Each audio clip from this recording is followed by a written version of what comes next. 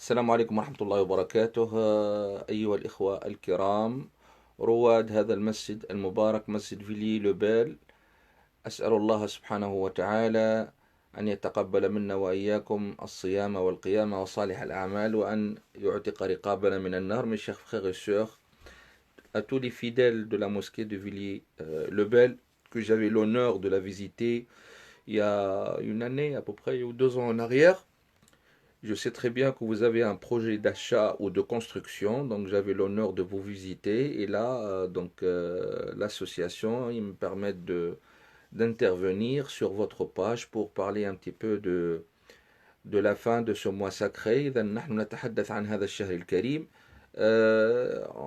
On s'est posé la question au début du mois, comment recevoir le mois de Ramadan. Et là, il y a une question qui se pose aussi, c'est comment finir le mois de Ramadan.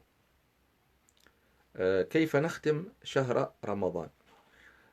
يقول الرسول صلى الله عليه وسلم إنما الأعمال بالخواتيم. Le prophète sallallahu alayhi wa sallam, il dit ce qui compte dans les actes, ce sont les fins. Ce qui compte dans les actes, ce sont les fins. Ça veut dire la finalité des choses, la fin des choses. Parce qu'on peut commencer un acte quelconque, mais après, on peut dériver.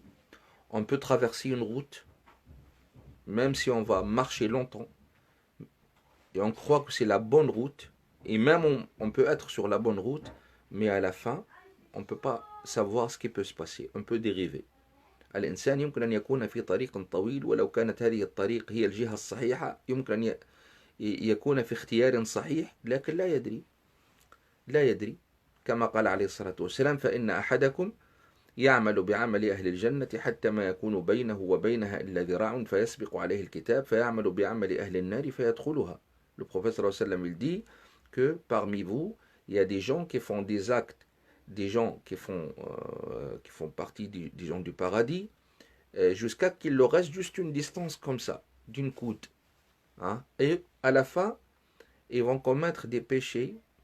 Ces péchés, ils vont les empêcher à rentrer au paradis, à rentrer direct en enfer. Comme كذلك النبي صلى الله عليه وسلم يقول وإن أحدكم لا يعمل بعمل أهل النار حتى ما يكون بينه وبينها إلا ذراع فيسبق عليه الكتاب فيعمل بعمل أهل الجنة فيدخلها.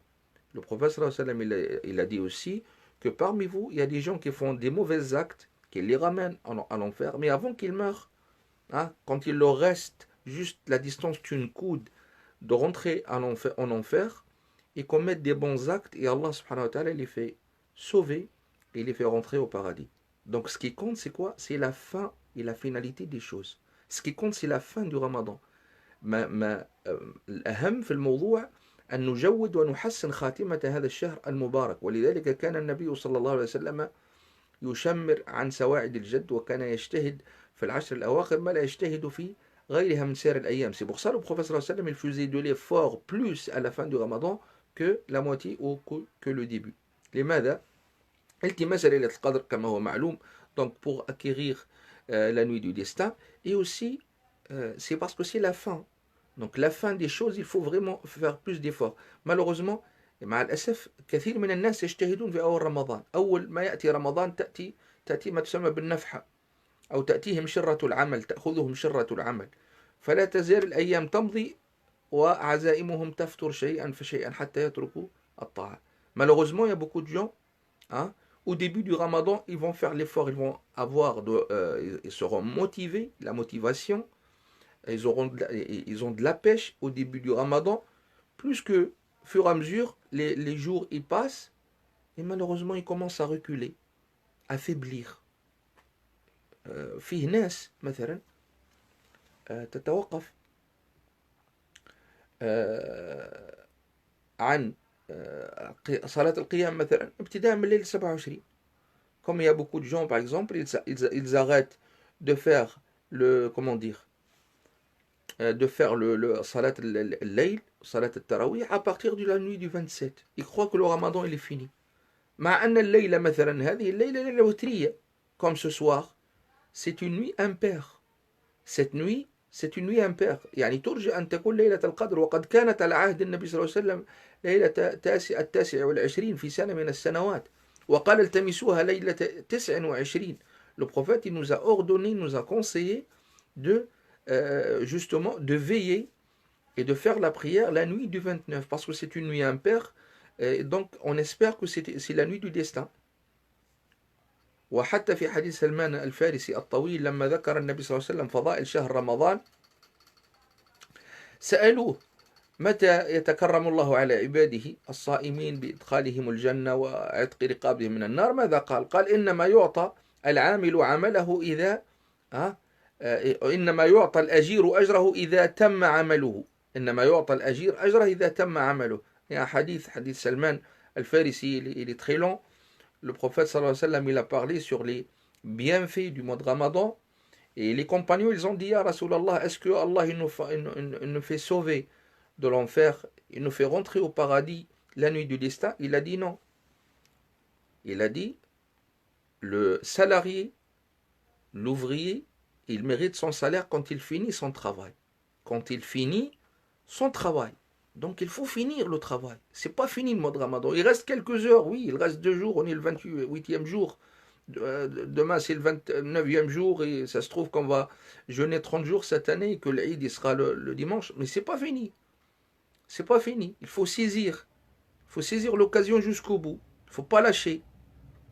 ما ينبغي أن تفتر عزائم. Il ne faut pas lâcher. ما زالت المضمار الأعمال الصالحة والميدان ما زال مفتوحا. المجال ما زال مفتوحا. Donc la course, elle est là encore. C'est l'occasion ou jamais. Il faut la saisir. لأن الإنسان لا يدري بماذا يختم له. لا يدري. العبرة بالخواتيم. On ne sait pas notre fin sera comment. On ne sait pas.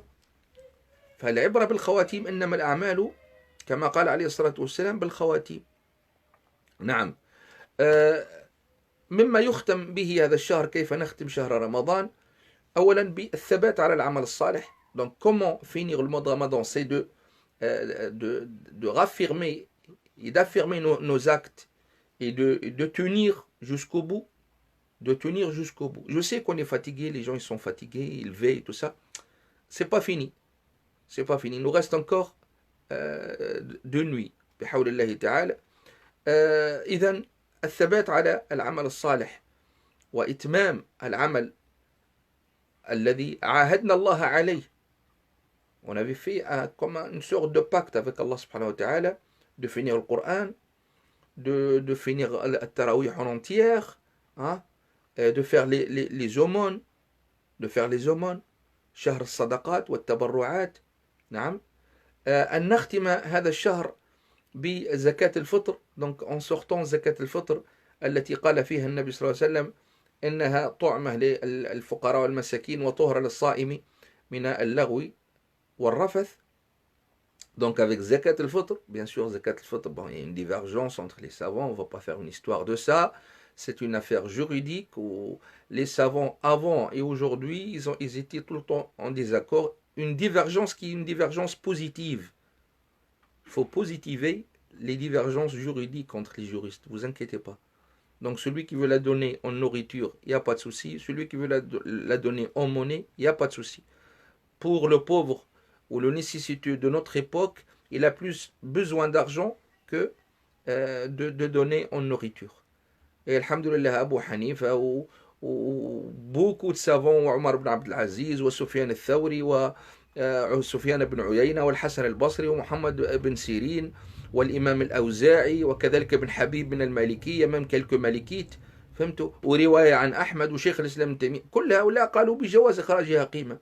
Tous ces savants, ils ont dit que c'est autorisé de la donner en monnaie et en valeur. C'est pas obligé qu'on la donne en nourriture. C'est pas une grande affaire ça. C'est un détail. Et les détails, en général, on va trouver tout le temps des diversités, des divergences entre les juristes et entre les spécialistes. Ça, on doit être ouvert. C'est pas obligé qu'on soit tous pareils dans les choix juridiques. On n'est pas, parce que bon, notre compréhension déjà elle varie d'une personne à une autre. Nos écoles juridiques, il y a 4 écoles juridiques, alhamdoulilah, c'est des écoles quand même sunnites. Hein? Ils ont englobé, comment dire, la terre entière. Ils sont On va les trouver dans tous les pays du monde. Il n'y a pas de souci. C'est pas un problème. L'objectif, c'est quoi? L'objectif du zakat al-fitr, c'est quoi? L'objectif, c'est d'apporter l'aide. C'est un objectif social. C'est d'apporter de l'aide aux nécessiteux ou à une personne qui est dans le besoin vraiment. Les gens aujourd'hui, ils ont besoin d'argent. Pourquoi? Pour pouvoir acheter des vêtements à leurs enfants, des chaussures, payer une facture et ainsi de suite. Bon. Ça, c'est l'avis de qui? Ça, c'est l'avis des Malikites. Ça, c'est l'avis des Malikites. Ils disent que voilà, on doit la donner qu'aux nécessiteux. Sachant que les Hanafites et les Shafi'ites et beaucoup de Hanbalites, ils disent que les gens qui méritent de leur donner, qu'on leur donne zakat al-fitr, ce sont les 8 catégories qu'Allah les a citées dans Sourate At-Tawbah. إنما الصدقات للفقراء والمساكين والعاملين عليها والمؤلفة قلوبهم وفي الرقاب والغارمين وفي سبيل الله وابن السبيل فريضة من الله والله عليم حكيم. Donc c'est bien autorisé de la donner aussi pour les écoles, surtout en France. En France, si on se retrouve dans un quartier où il n'y a pas de nécessiteux, parfois on se retrouve dans un quartier un peu riche. Bon, je sais qu'il y a dans les cités, il y a des gens qui sont dans le besoin, mais ce n'est pas tout le temps. Et parfois on dit oui, mais il n'y a pas de pauvres ici en France. Bien sûr que si. Les gens qui vivent que sur le RSA, les gens qui n'ont pas de papier, les SDF, ça existe. Hein. Beaucoup de musulmans ils sont dans la nécessité. Ah oui, les gens qui sont au chômage, des handicapés. Hein. Les musulmans en France ne sont pas tous riches. Non. Donc il faut accepter la divergence juridique. Il faut respecter celui qui n'est pas comme nous, qui veut pratiquer un autre avis juridique. D'accord. كيف نختم رمضان طبعا زكاة الفطر à partir d'aujourd'hui on a le droit de la donner. Ibn Umar radiallahu anhuma, il l'a donné avant 2 jours de l'Eid. Tu peux la donner à un nécessiteux ou même à la mosquée, c'est pas un problème. فهمتوا؟ كذلك نختمه بكثرة دعاء الله عز وجل أن يتقبل منا الصيام وأن يعيد علينا رمضان أعواما عديدة. Donc il faut faire aussi beaucoup de dua à Allah Azza wa Jal, surtout ce soir, pour qu'Allah Tabaraka wa Ta'ala accepte notre jeûne, et aussi de faire dua à Allah Azza wa Jal de nous faire vivre un autre Ramadan. Un autre Ramadan. Oui, parce que le Ramadan, il est considéré comme la station spirituelle où on se purifie. C'est une station annuelle spirituelle, où on se purifie, où on charge les batteries, on a besoin. Et c'est pour ça, les ancêtres, avant, ils faisaient dua pour qu'Allah Azza wa Jal leur accorde cette chance avant 6 mois. Avant 6 mois, ils faisaient dua pour qu'Allah leur accorde cette chance de vivre le mois de Ramadan. Et quand ils finissent le mois de Ramadan, ils demandent à Allah sur 6 mois, pendant 6 mois, pour qu'Allah Azza wa Jal leur accepte leurs actes. Parce que l'essentiel, c'est pas l'acte seulement, c'est l'acceptation. كما قال الله سبحانه وتعالى إنما يتقبل الله من المتقين العبرة بالقبول. L'essentiel, c'est que Allah il accepte. لأننا يمكن أن نعمل العمل ولا يقبله الله تبارك وتعالى. Regardez les 2 enfants de Adam alayhi salam. Ils ont fait, chacun il a fait une aumône. واتل عليهم نبأ ابني آدم بالحق إذ قربا قربانا فتقبل من أحدهما ولم يتقبل من الآخر قال لأقتلنك قال إنما يتقبل الله من المتقين. عجيب. 2 hommes, 2 croyants. Ils ont fait le même acte.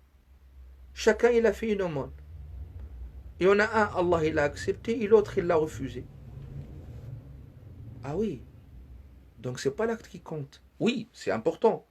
Il y a autre chose avec l'acte. Il y a des intentions aussi.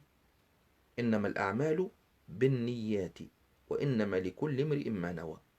Le prophète sallallahu alayhi wa sallam dit les actes dépendent des intentions. On peut trouver 2 personnes, ils font le même acte. Ils peuvent faire la salat, le siyam, l'aumône, le zakat. Allah il accepte d'un et l'autre il n'accepte pas son acte. Ah.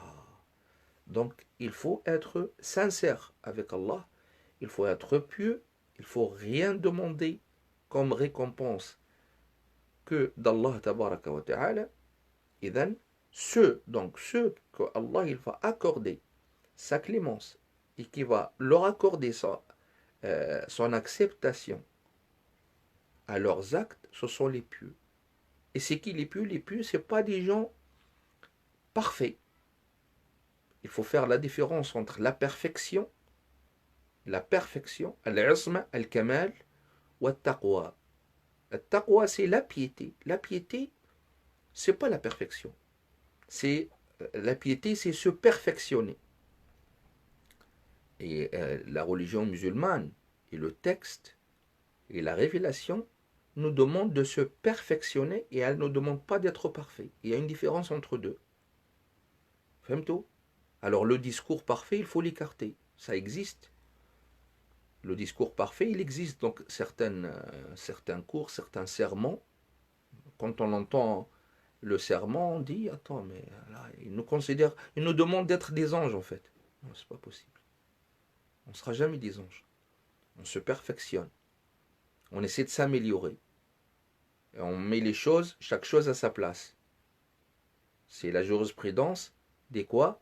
Des priorités. Maratib al-amal. Il faut garder les obligations surtout et s'intéresser surtout aux obligations. Les 5 prières, les zakat, le hajj, les 5 piliers de l'islam. C'est l'essentiel d'abord. C'est la base. Ah, c'est la base.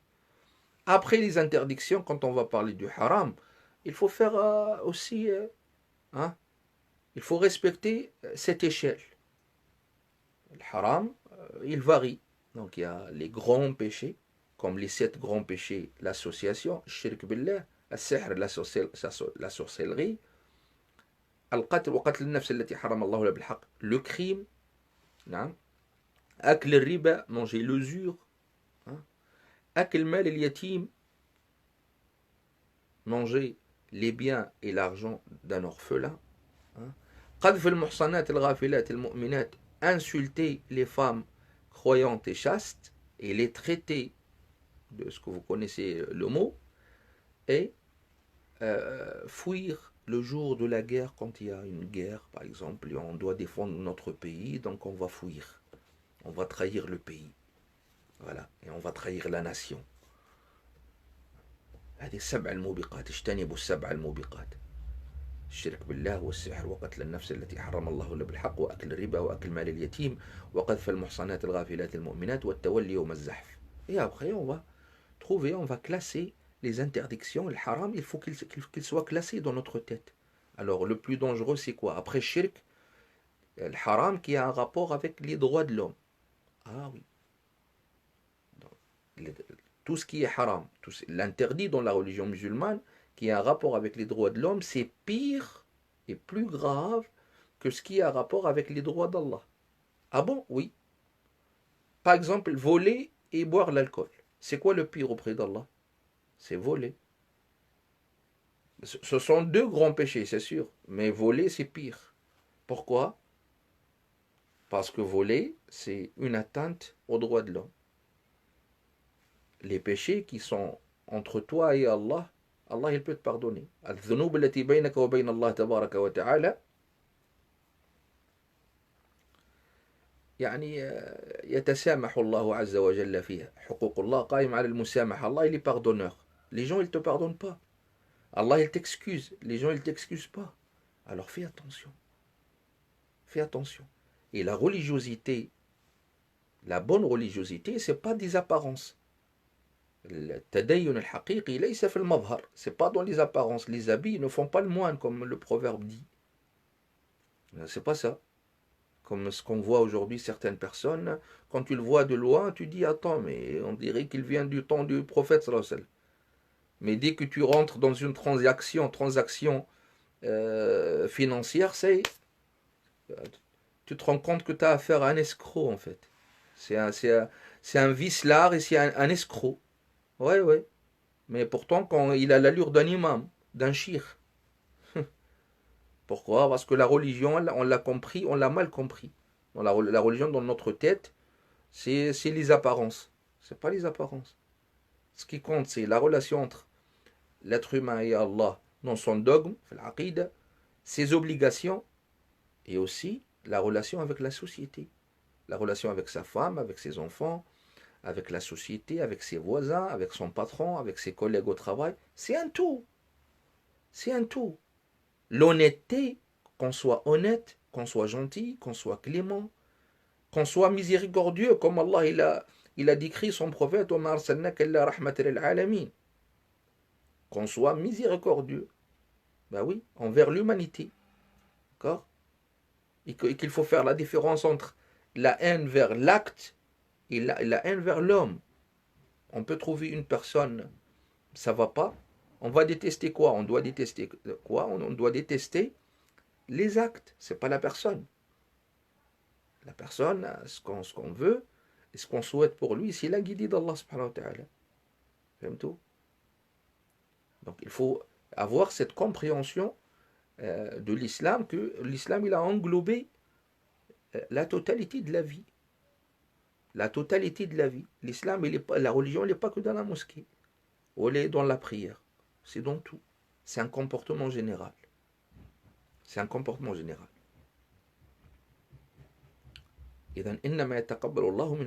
Allah, il accepte, il va accepter le jeûne de qui?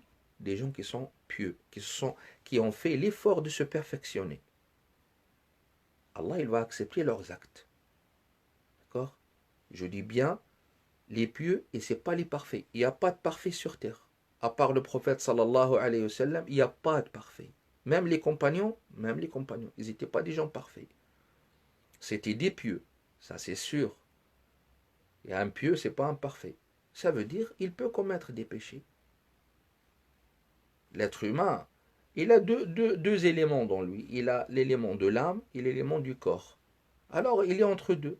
Parfois il va ressembler. Alors l'élément de l'âme, il fait partie, hein, l'élément de l'âme, il fait partie du monde du ciel et du monde des anges. Et l'élément du corps, il fait partie de ce bas monde. Alors parfois, il s'élève. Il s'élève dans sa relation auprès d'Allah. Parfois, il va ressembler plus aux anges. Et parfois, malheureusement, il va ressembler, excusez-moi de l'expression, aux animaux. C'est comme ça. Mais, alhamdoulilah, Allah il nous a donné l'opportunité, il nous a donné la chance de quoi? De se purifier. À travers les 5 prières, à travers Ramadan, à travers Salat al-Jumu'ah, à travers l'Umrah. C'est des stations pour se doucher, dans le sens figuré. Et une personne qui pratique, et elle n'est pas parfaite, et elle commet des péchés, mieux qu'une personne qui ne pratique jamais. Alors il ne faut pas écouter les gens, oui, moi je ne suis pas prêt, d'accord, j'attends. T'attends quoi? Et si jamais tu meurs dans cette situation, sera quoi ta fin? Comment tu seras jugé auprès d'Allah? Allah, il t'a pas demandé d'être un ange. Il t'a demandé de te repentir. Il t'a demandé de te purifier. Il t'a demandé de lui demander le pardon. Il sait très bien, Allah, il sait comment tu es. Il sait comment tu penses. Il sait ton corps. Il connaît tes désirs. Il te connaît très très bien.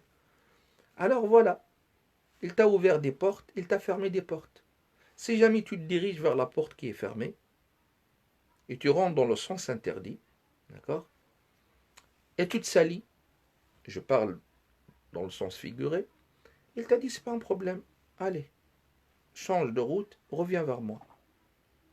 Reviens, va te purifier. C'est comme ça. Le mois de Ramadan, c'était l'occasion jamais. من صام رمضان إيمانا واحتسابا غفر له ما تقدم من ذنبه من قام رمضان إيمانا واحتسابا غفر له ما تقدم من ذنبه. C'était l'occasion jamais. Qu'est-ce qui reste? 2 jours. Alors il faut qu'on demande à Allah subhanahu wa ta'ala qu'Allah nous accepte ce mois-ci. Et qu'on ne soit pas parmi les gens qui se sont fatigués pour rien. كما قال عليه الصلاة والسلام رب صائم ليس له من صيامه إلا الجوع والعطش. Le prophète il dit combien de jeûneurs il n'a pas une récompense de son jeûne sauf la faim et la soif. C'est tout. La faim et la soif, oui, la faim et la soif.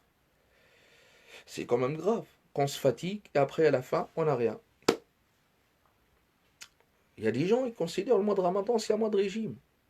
Et d'autres, ils considèrent le mois de Ramadan, c'est un mois de désir. De désir. Voilà. De colorer la table. C'est tout. Le mois de Ramadan, il est encore beaucoup plus haut que ça, franchement. شهر رمضان ليس شهر للشهوات. شهر رمضان شهر للطاعات للمزيد من الطاعات والعبادات. Le mois de Ramadan, c'est le mois de quoi? Qu'on rajoute et qu'on augmente les adorations à Allah Azza wa Jal. Je ne dis pas non plus, le mois de Ramadan, c'est le mois de l'adoration, comme beaucoup ils le disent. في ناس تعبر تعبيرا خاطئا فتقول رمضان شهر العبادة. Ça c'est faux. C'est faux de dire le mois de Ramadan, c'est le mois de l'adoration. Pourquoi? Parce qu'on n'adore pas, on n'adore pas Allah Azza wa Jal que le mois de Ramadan. L'adoration, elle est toute la vie. Le mois de Ramadan, on augmente, on rajoute. C'est le rajoutement, l'augmentation des adorations. ولهذا بعض العلماء تكلم في علامات قبول العمل الصالح وعمل قبول الحسنة. Les savants de la spiritualité, ils ont parlé, parce que la spiritualité c'est toute une jurisprudence, ils ont parlé comment savoir que Allah il a accepté mes actes. Et ça c'est une très très bonne question. Comment on va savoir? قالوا من علامات قبول الحسنة الحسنة بعدها. Ils ont dit que ce qui prouve que Allah il a accepté tes actes ou une bonne œuvre ou une bonne action, c'est que la bonne action, elle va te ramener vers une autre bonne action. Ce qui va prouver qu'Allah Azza wa Jal, il a accepté ton jeûne, c'est la continuité. Est-ce que tu vas continuer ou tu ne vas pas continuer? Bien sûr, il faut être réaliste. Moi, j'évite le discours parfait. La foi, elle augmente, elle baisse. Tout à fait normal. Ah oui, c'est comme ça, on est des humains. L'iman yazid wa yanqus adi. On ne va pas rendre toute l'année comme le mois de Ramadan, c'est pas possible. On va pas faire. Déjà, on n'est pas demandé religieusement d'être comme ça. Mais normalement, on s'est entraîné quand même.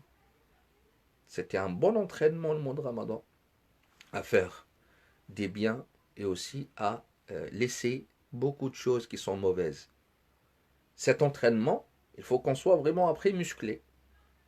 Alors, il y a des gens malheureusement, dès la fin du Ramadan, à partir de l'Eid, la nuit de l'Eid, ça y est, ils reviennent à ce qu'ils faisaient avant le Ramadan. On dirait qu'ils n'ont pas ni jeûné, ni lu le Coran, ni fait la prière de la nuit, ni rien du tout.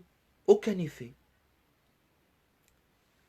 Il faut qu'on se pose la question, est-ce que ce jeûne, pendant tout un mois, est-ce que les efforts qu'on les a faits, est-ce qu'il y aura de l'effet au moins sur nous, sur le niveau adoratif, les adorations, et le niveau comportemental? C'est ça la question qui se pose.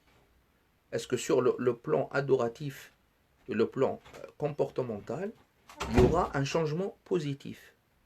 Bien sûr, on va se cabosser, on va tomber un jour.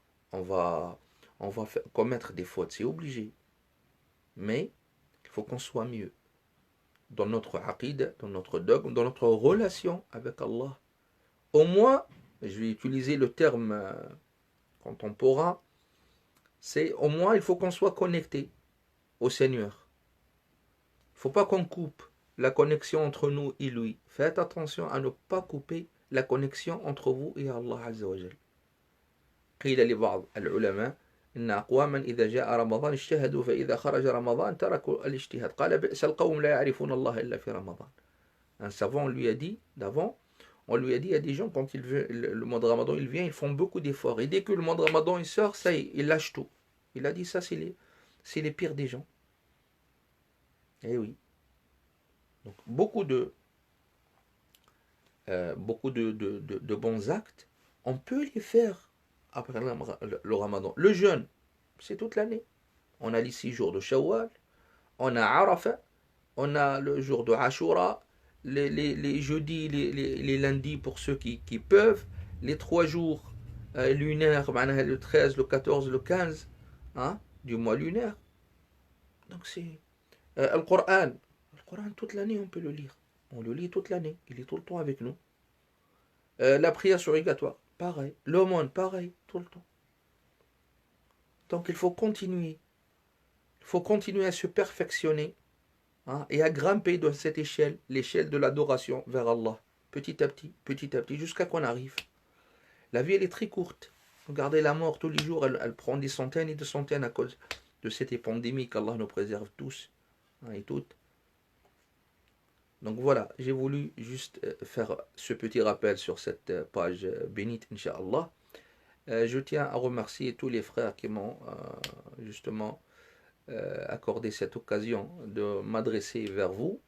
Comme je vous rappelle aussi que cette mosquée, la mosquée de Villiers-le-Bel, elle a besoin de vos aides, de vos dons, de vos soutiens. Donc ils sont les frères de l'association, ils sont en train de ramasser les dons et vos zakats et tout pour pouvoir finir ce projet pour la communauté musulmane dans cette ville, qui est la ville de Villiers-le-Bel.